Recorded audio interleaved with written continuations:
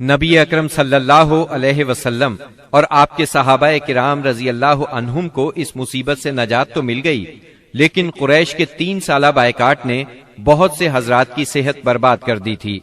آپ شہر میں تشریف لائے ہی تھے کہ آپ کے چچا ابو طالب بیمار پڑ گئے اور چند روز بعد ہی وفات پا گئے۔ صحیح بخاری میں مسیب رحمت اللہ علیہ سے مروی ہے کہ جب ابو طالب کی وفات کا وقت آیا تو نبی کریم صلی اللہ علیہ وسلم ان کے پاس تشریف لے گئے۔ اتفاق سے اس وقت ابو جہل اور عبداللہ بن ابی امیہ بھی ابو طالب کی عیادت کے لیے موجود تھے۔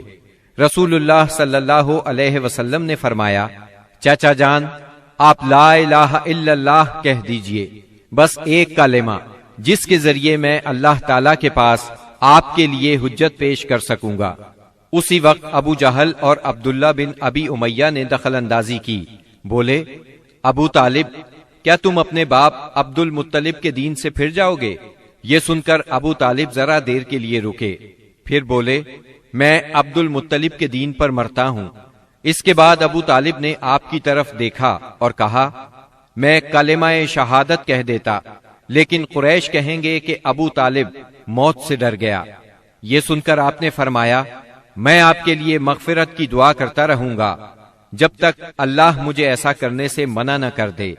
اس پر سورہ توبہ کی آیت 113 نازل ہوئی۔ نبی اور اہل ایمان کے لیے درست نہیں کہ مشرکین کے لیے دعائے مغفرت کریں، اگرچہ وہ قرابت دار ہی کیوں نہ ہوں، جبکہ ان پر واضح ہو چکا ہے کہ وہ جہنمی ہیں۔ جناب ابو طالب کی وفات کے چند روز بعد سیدہ خدیجہ رضی اللہ عنہا نے انتقال فرمایا۔ آپ اپنے شفیق چچا کی وفات کے صدمے سے ابھی سنبھلے بھی نہیں تھے کہ سیدہ خدیجہ رضی اللہ عنہا جیسی جانثار اور غم گسار رفیقہ حیات دنیا سے رخصت ہو گئیں۔ ان کی وفات نبوت کے 10ویں سال ماہ رمضان میں ہوئی۔ اس وقت ان کی عمر 65 برس تھی۔ رسول اللہ صلی اللہ علیہ وسلم کا ارشاد ہے، جس وقت لوگوں نے میرے ساتھ کفر کیا وہ مجھ پر ایمان لائیں، جس وقت لوگوں نے مجھے جھٹلایا انہوں نے میری تصدیق کی، جس وقت لوگوں نے مجھے محروم کیا انہوں نے مجھے اپنے مال میں شریک کیا، اور اللہ نے مجھے ان سے اولاد دی اور دوسری بیویوں سے کوئی اولاد نہ دی۔ ان کی میت خود آپ نے قبر میں اتاری۔ اس سال کا نام خود آپ نے عام الحزن رکھا۔ یہ نام تاریخ اسلام کا جز بن گیا۔ جناب ابو طالب اور سیدہ خدیجہ الکبریٰ کی وفات کے بعد کفار مکہ اور بھی زیادہ دلیر ہو گئے، پہلے سے زیادہ آپ کو تنگ کرنے لگے، یہاں تک کہ آپ کا گھر سے نکلنا بھی مشکل ہو گیا۔ ابو طالب کی وفات پر ابو لہب بنو ہاشم کا سردار بنا۔ شروع ہی میں اس نے اعلان کر دیا کہ آپ اپنے اقوال اور اعمال کے ذمہ دار ہیں۔ یہ اعلان گویا آپ کو برادری سے خارج کر دینے کے برابر تھا کہ جو چاہے آپ کو معاذ اللہ قتل کر دے، قبیلہ آپ کی حمایت نہیں کرے گا۔ آخر کار آپ شوال 10 نبوت اواخر مئی یا اوائل جون 619 عیسوی کو اس ارادے سے طائف تشریف لے گئے کہ بنی ثقیف کو اسلام کی طرف بلائیں، اور اگر وہ اسلام قبول نہ کریں تو انہیں کم از کم اس بات پر آمادہ کریں کہ وہ آپ کو اپنے ہاں چین سے بیٹھ کر کام کرنے کا موقع دیں۔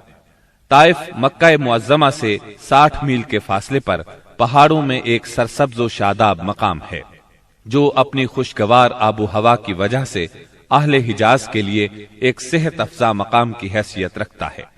جس وقت آپ نے طائف کا سفر اختیار کیا، وہاں قبیلہ بنو ثقیف برسر اقتدار تھا۔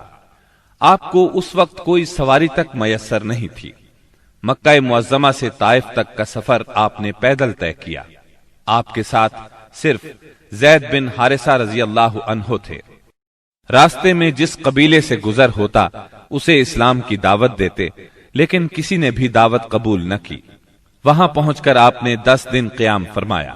اس قیام کے دوران ثقیف کے 3 سرداروں کے پاس گئے جو آپس میں بھائی تھے، جن کے نام یہ ہیں، عبد یالیل، مسعود اور حبیب۔ ان کے والد کا نام عمرو بن عمیر ثقفی تھا۔ آپ نے انہیں اللہ کی اطاعت اور اسلام کی مدد کی دعوت دی۔ انہوں نے انکار کر دیا اور خوف محسوس کیا کہ کہیں ان کا نوجوان طبقہ آپ کی تبلیغ سے متاثر نہ ہو جائے۔ مجبوراً آپ کو طائف چھوڑنا پڑا۔ جب آپ وہاں سے نکلے تو ثقیف کے سرداروں نے اپنے ہاں کے لفنگوں کو آپ کے پیچھے لگا دیا۔ وہ راستے کے دونوں طرف دور تک آپ پر آوازیں کستے چلے گئے۔ انہوں نے گالیاں بھی دیں اور پتھر بھی مارے، اس قدر پتھر مارے کہ آپ زخموں سے چور ہو گئے، اور اس قدر خون نکلا کہ آپ کے جوتے مبارک بھی۔ اس حالت میں آپ عتبہ اور شیبہ ابنائے ربیہ کے ایک باغ میں بیٹھ گئے۔ یہ باغ طائف سے 3 میل کے فاصلے پر واقع تھا۔ باغ میں ایک دیوار سے ٹیک لگا کر انگور کی بیل کے سائے میں بیٹھ گئے۔ جو کچھ پیش آیا اس پر سوچ بچار کر رہے تھے۔ چنانچہ آپ نے ایک رقت انگیز دعا فرمائی جو دعائے مستضعفین کے نام سے مشہور ہے، جس کا مفہوم یہ ہے: الہی میں تجھ سے اپنی کمزوری و بے بسی اور لوگوں کے نزدیک اپنی بے قدری کا شکوہ کرتا ہوں۔ یا ارحم الراحمین، تو کمزوروں کا رب ہے، تو میرا بھی رب ہے۔ تو مجھے کس کے حوالے کر رہا ہے؟ کیا کسی بیگانے کے جو میرے ساتھ تندی سے پیش آئے، یا کسی دشمن کے جسے تو نے میرے معاملے کا مالک بنا دیا ہے؟ اگر مجھ پر تیرا غضب نہیں ہے تو کوئی پرواہ نہیں، لیکن تیری عافیت میرے لیے زیادہ کشادہ ہے۔ میں تیرے چہرے کے اس نور کی پناہ چاہتا ہوں جس سے تاریکیاں روشن ہو گئیں، اور جس سے دنیا اور آخرت کے معاملات درست ہوئے، کہ تو مجھ پر اپنا غضب نازل کرے یا تیرا عتاب مجھ پر وارد ہو۔ مجھے تیری رضا مطلوب ہے، یہاں تک کہ تو خوش ہو جائے، اور تیرے بغیر کوئی زور اور طاقت نہیں۔ واپسی پر آپ بہت دل شکستہ تھے، غمگین تھے۔ جب آپ قرن المنازل کے قریب پہنچے تو محسوس ہوا آسمان پر ایک بادل سا چھایا ہوا ہے۔ نظر اٹھائی تو جبرائیل علیہ السلام سامنے تھے۔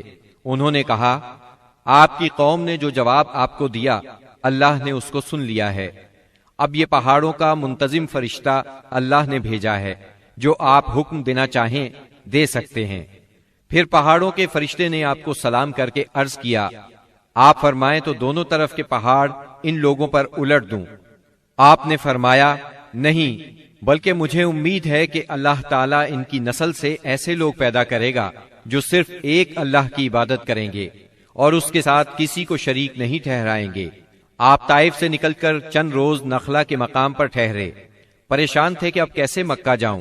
طائف میں جو کچھ گزری اس کی خبریں وہاں تک پہنچ چکی ہوں گی۔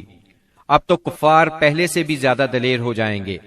انہی دنوں کا ذکر ہے، ایک رات آپ نماز میں قرآن پڑھ رہے تھے کہ جنوں کے ایک گروہ کا ادھر سے گزر ہوا۔ انہوں نے قرآن سنا تو ایمان لے آئے، اپنی قوم میں جا کر تبلیغ شروع کر دی، اور اللہ نے اپنے نبی کو یہ خوشخبری سنائی کہ انسان اگرچہ آپ کی دعوت کو قبول نہیں کر رہے، مگر بہت سے جن اس کے گرویدہ ہو گئے ہیں اور اس دعوت کو اپنی جنس میں پھیلا رہے ہیں۔ اس واقعے کی تفصیل سورہ احقاف کی آیات 29 تا 31 میں درج ہے۔ اور یاد کرو جب ہم نے آپ کی طرف جنوں کے ایک گروہ کو متوجہ کیا کہ وہ قرآن سنے، پس جب نبی کے پاس پہنچ گئے تو ایک دوسرے سے کہنے لگے خاموش ہو جاؤ۔ پھر جب تلاوت ختم ہو گئی تو اپنی قوم کو خبردار کرنے کے لیے واپس لوٹ گئے۔ کہنے لگے، اے ہماری قوم، ہم نے یقیناً وہ کتاب سنی ہے جو موسیٰ کے بعد نازل کی گئی ہے، جو اپنے سے پہلی کتابوں کی تصدیق کرنے والی ہے، جو سچے دین اور راہ راست کی طرف راہبری کرتی ہے۔ اے ہماری قوم، اللہ کے بلانے والے کا کہا مانو، اس پر ایمان لاؤ تو اللہ تمہارے گناہ بخش دے گا اور تمہیں المناک عذاب سے پناہ دے گا۔ اس موقع پر جن آپ کے سامنے نہیں آئے تھے، نہ آپ نے ان کی آمد کو محسوس کیا تھا، بلکہ بعد میں اللہ نے وحی کے ذریعے سے آپ کو ان کے آنے اور قرآن سننے کی خبر دی۔ اس کے بعد تو جنوں کے پے در پے وفود حاضر ہونے لگے اور آپ سے ان کی آمنے سامنے ملاقاتیں ہوتی رہیں۔ چند روز بعد رسول اللہ صلی اللہ علیہ وسلم نخلا سے نکل کر مکہ معظمہ روانہ ہوئے۔